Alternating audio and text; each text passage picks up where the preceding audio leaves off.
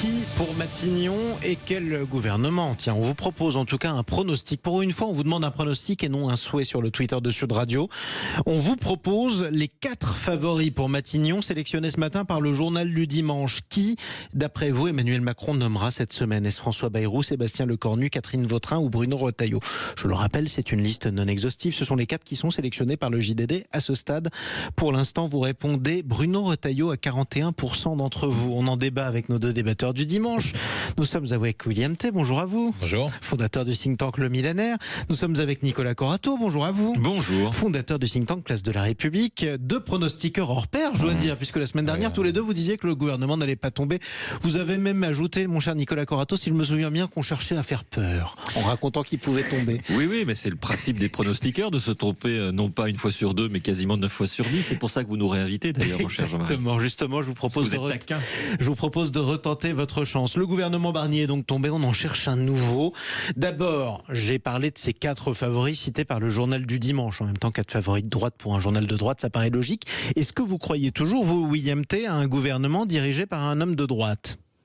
Je pense qu'il faut différencier 2 choses, ce qui va se passer, ce qui est souhaitable. Est-ce que c'est ce qui va se passer? Je ne pense pas, j'expliquerai pourquoi. Ensuite, après, est-ce qu'il faut que ce soit souhaitable? Je pense que oui, dans la mesure où quand même Nicolas Corato dit à chaque fois qu'il ne faut pas prendre en compte le déni démocratique, qu'effectivement, apparemment, la gauche peut gagner les élections avec uniquement 25% dans les urnes. Il faut quand même rappeler que lorsqu'on regarde les résultats, en fait, quand on voit que la République en marche devient de plus en plus à droite et que le pays devient de plus en plus à droite, en fait, il y a 60-65% des Français qui veulent une politique qui soit beaucoup plus ferme sur les sujets migratoires, qui soit beaucoup plus libératrice sur les questions économiques et qui veulent reprendre le contrôle de leur destin pour redonner une certaine grandeur à la France, comme ce qu'ils ont connu hier à Notre-Dame. Et donc, si vous, le parquet, voulez mettre ce type de politique, il vaut mieux le faire avec quelqu'un comme Bruno Retailleau que quelqu'un comme éventuellement Olivier Faure, Marine Tondelier, etc. Lucie Castet. Lucie Castet, ça paraît beaucoup plus cohérent. Ça paraît quand même contradictoire d'envisager de nomination de quelqu'un comme socialiste, alors que les Français ont voté pour avoir beaucoup moins d'impôts, maîtriser les flux migratoires et maîtriser les frontières. Ensuite, après, qu'est-ce qui va se passer? Moi, je crois que les hypothèses là sont plutôt du wishful thinking, c'est-à-dire que c'est plutôt ce que la personne qui a écrit aimerait. Actuellement, on est plutôt sur deux tendances fortes, soit un gouvernement de pacte de non-censure autour des Républicains et autour du Parti socialiste qui ne participerait pas au gouvernement. Et qui laisserait les macronistes se débrouiller. C'est ça qui serait une sorte de mix entre un gouvernement politique et un gouvernement technique autour de quelqu'un comme Bayrou ou quelqu'un qui est beaucoup plus de société civile. Et l'autre hypothèse auquel moi je pense qu'il ne faut pas exclure, malheureusement, et c'est à ce moment-là qu'on se rend compte du génie tactique de Le Pen et de Mélenchon qui Mélenchon casse le NFP et Marine Le Pen va finir avec un gouvernement qui sera beaucoup plus à gauche que ce qu'elle a fait tomber.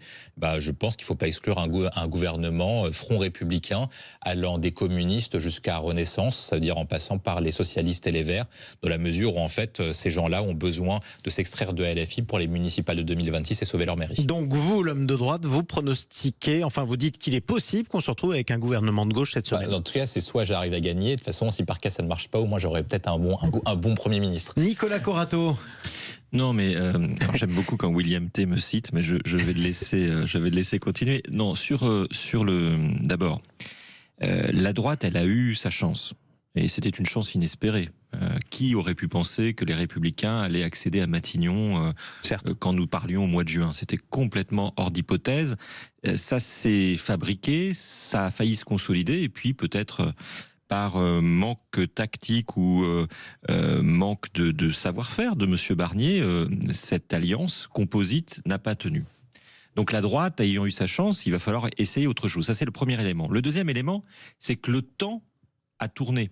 C'est-à-dire qu'il ne faut pas oublier que le maître des horloges, qui s'intitule lui-même comme cela, qui est à l'Élysée, lui, il a un intérêt. C'est que le temps s'écoule. Le temps s'écoule tranquillement jusqu'à juillet.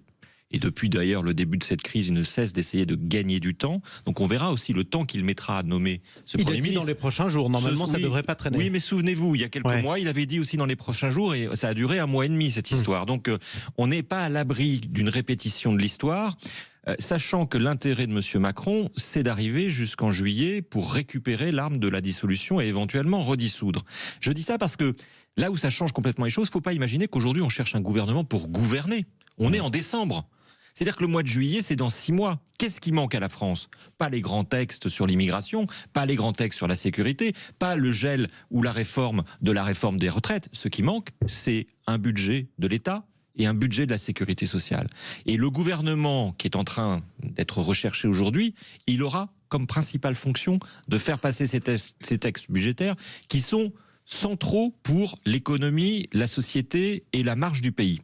Et donc à partir de ça, troisième nouvel élément, la position du Parti socialiste, qui ne se désolidarise pas du nouveau Front populaire, mais qui propose un pacte de non-censure, c'est-à-dire de dire au gouvernement, nous ne nous associons pas à ce gouvernement, mais nous ne le censurerons pas, nous ne voterons pas la censure sur les textes budgétaires à partir d'un certain nombre de conditions. Le Parti socialiste est toujours dans le nouveau Front populaire. Enfin, est-ce que vous avez vu ce que disent de vos camarades socialistes les Insoumis depuis 2 jours? Mais enfin, ça, depuis le début, on sait que depuis le début, il y a bien entendu des conflits et des rapports de force entre la France Insoumise et le Parti socialiste. Le nouveau Front populaire n'est pas un parti, c'est un accord électoral. Mais il y a encore un accord? Mais bien sûr, bien sûr. Sur les valeurs et sur les sujets, sur les projets, il y a toujours un accord. Mais ce que je veux dire par là, c'est que là aussi les choses évoluent, tout simplement parce que le temps passe et que tout le monde voit le mois de juillet se rapprocher. Donc l'intérêt des Français et l'intérêt de la France aujourd'hui, c'est qu'on bricole jusqu'en juillet. C'est pas qu'on bricole, c'est pas de bricoler de passer des budgets. Il faut passer ces 2 textes budgétaires. On bricole un budget jusqu'en juillet. La sécurité sociale, pour faire fonctionner les services publics.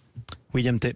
Je ne sais pas si les socialistes ne sont pas en train de casser le NFP. Je pense que la Nicolas essaye de descendre au mieux la position d'Olivier Faure, mais on voit bien qu'Olivier Faure essaie de négocier en tout cas son propre intérêt. Moi je trouve que c'est quand même bien joué parce que Olivier Faure c'est quelqu'un auquel on s'est beaucoup foutu de sa gueule en disant que c'était le dernier des losers. Et là on voit qu'il quand même il joue très bien. Ça veut dire qu'il récupère un parti qui a fait 1,7% à la dernière élection présidentielle. Il a récupéré 65 députés, ce qui relève du miracle vu l'état des socialistes.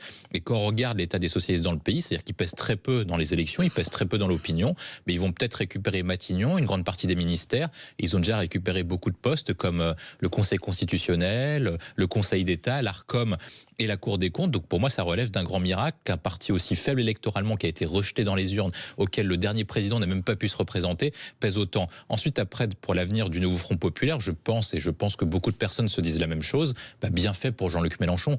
Il est venu, regardant son spectacle, en contemplant le désastre qu'il a créé, le champ de ruines qu'il a créé.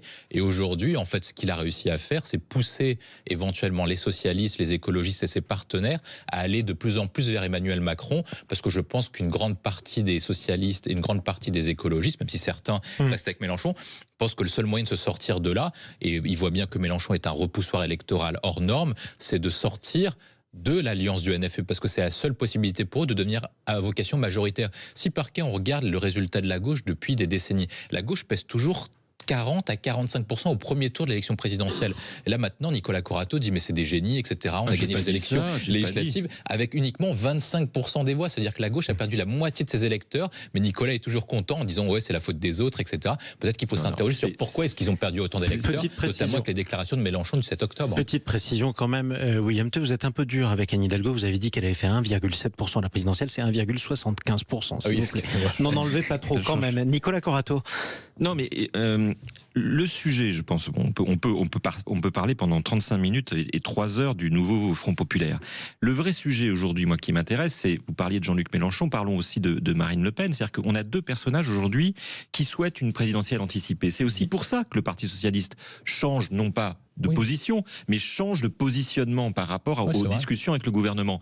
Vous avez un allié qui ne veut qu'un second tour face à Marine Le Pen et qui veut la démission du président de la République. Je pense que c'est pas du tout la position ni du Parti socialiste, ni des écologistes, ni des communistes, qui sont pas du tout sur cette optique-là et qui sont un peu plus responsables que le chant du chaos que entonne Monsieur Mélenchon. La deuxième nouveauté quand même, c'est l'échec de l'accord avec le Rassemblement national, parce que si Monsieur Barnier est tombé, c'est parce qu'il avait cru au soutien passif du Rassemblement national. C'est qu'il avait cru d'une certaine manière dans la parole de Marine Le Pen et que manifestement il s'est trompé, ce qui révèle aussi l'incapacité de Marine Le Pen à tenir un deal politique avec d'éventuels alliés. Non, mais ce qui est très intéressant, ça fait 2 fois. Ce qui est très intéressant pour la suite. La première fois la loi immigration, elle a dit qu'elle ne voterait pas, finalement elle a voté le jour même. Bien sûr. Donc, mais ce que je veux dire, parce que vous avez dit tout à l'heure que les Français avaient voté pour l'immigration. Non, les Français, on ne sait pas trop. Non, ils n'ont pas voté pour l'immigration, ils ont voté pour réguler les flux migratoires. On ne sait pas pourquoi ils ont voté au second tour des élections législatives. On sait contre quoi ils ont voté. Ils ont voté. Et ils ont voté contre l'accès au pouvoir du Rassemblement national. Et à ce titre, je trouve que la position du Parti socialiste va plutôt dans le sens de ce résultat des élections législatives, c'est-à-dire trouver une solution qui ne soit pas celle de M. Barnier, où nous avions un gouvernement soutenu passivement ou sous surveillance du Rassemblement national. Eh bien, on verra justement ce qui arrivera à Matignon dans la semaine, si jamais on a enfin un Premier ministre cette semaine. Merci beaucoup, Nicolas Corato, fondateur du think tank Place de la République. Merci à vous, William Tay, fondateur du think tank Le Millénaire. Vous avez encore fait des pronostics, on verra s'ils se réalisent cette fois-ci, cette semaine. On verra bien.